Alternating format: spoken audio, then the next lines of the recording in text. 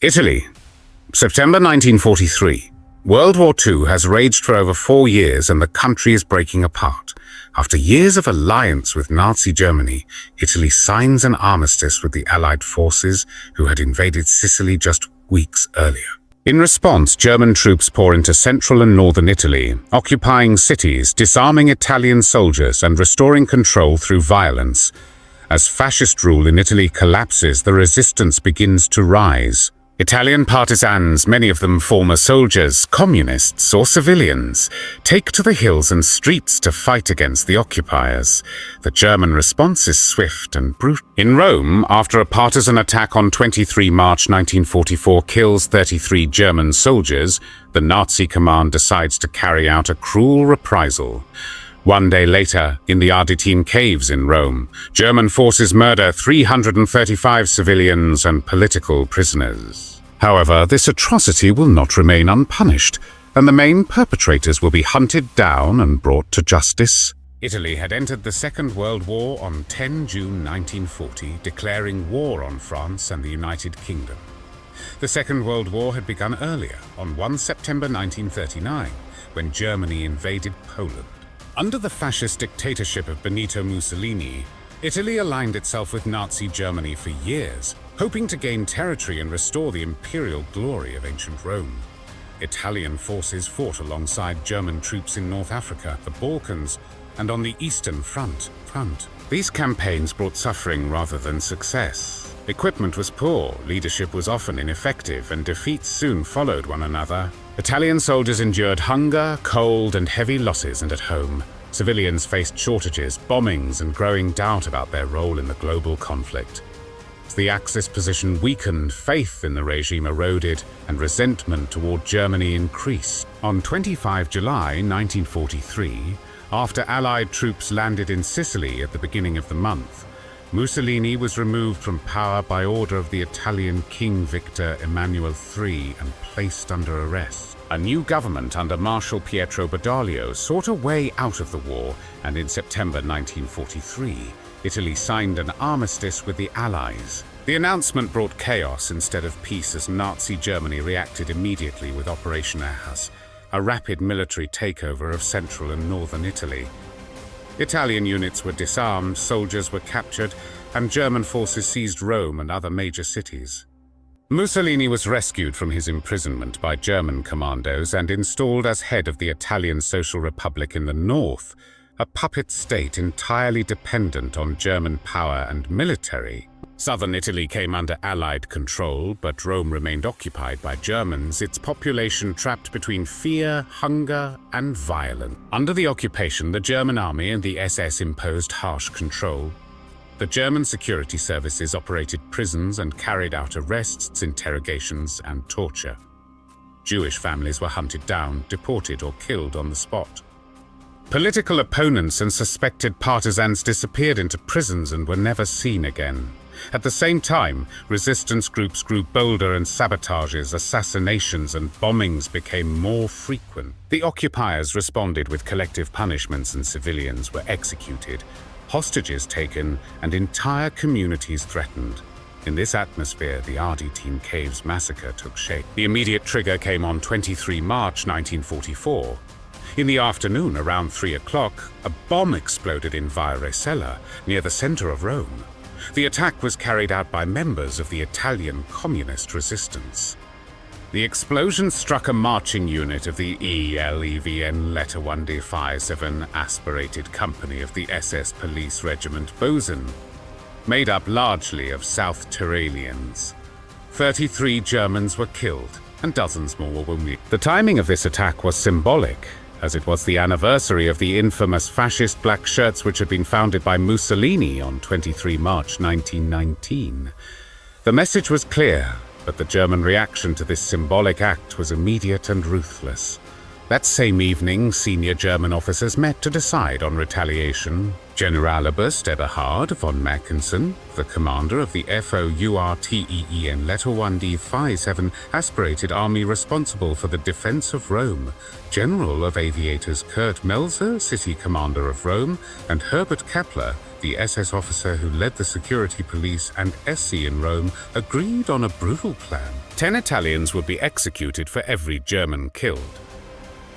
Field Marshal Albert Kesselring, officer responsible for all Axis units in Italy, approved the proposal, and later that night Adolf Hitler confirmed this decision. The order demanded speed and secrecy, and Generaloberst Alfred Jadl, chief of the German Armed Forces High Command, determined that the execution of the civilians was to be carried out by the following evening.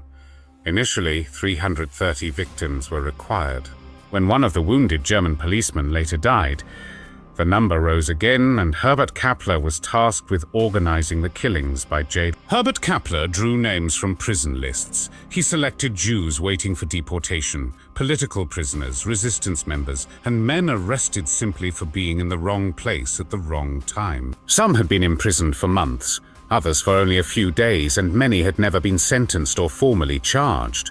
They were teachers, workers, lawyers, officers, artists, priests, fathers, sons, and brothers.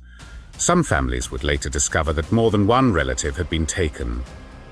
On 24 March, the prisoners were transported in trucks to the Ardeatine caves.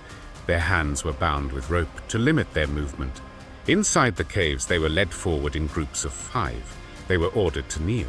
Shots were fired into the back of their heads. So officers Erich Priebke and Karl Theodor Schutz crossed names off the lists as the men were killed. Kappler himself participated in the executions. As bodies piled up, the next victims were forced to kneel on top of the dead. The executions continued for hours, and the prisoners who were waiting under guard in front of the caves could hear the sounds of gunfire. After the final shots, explosives were detonated to seal the caves. Some victims may still have been alive when the rock collapsed on them. The massacre was announced only the next day through an official German communiqué. It described the dead as criminals and communists and claimed that the killings were lawful. It did not mention the Jewish hostages, the innocent prisoners, or the secret nature of the executions. Across Rome, families searched prisons and hospitals for their loved ones, but silence was the only answer. After the liberation of Rome on 4 June 1944, the sealed caves were opened and the truth was finally revealed. Inside the Ardeatine caves, officials found the bodies buried under collapsed rock and dust, piled one on top of another exactly as they had fallen. The air was heavy and the space was narrow, making the recovery slow and painful. Many bodies were still bound with rope, some unrecognizable from injuries and decomposition. Personal items, scraps of clothing, documents, and rings were carefully collected to help families identify their loved ones. In the years that followed, 326 of the 335 victims were identified. Among them were the resistance leader, Colonel Giuseppe Cordero Lanza de Montezemolo, the philosopher and teacher Paolo Albertelli, and the Jewish refugee Heinz Erich Tuchman. 75 of the murdered were Jews. The youngest victim was 15 years old. The oldest was 74.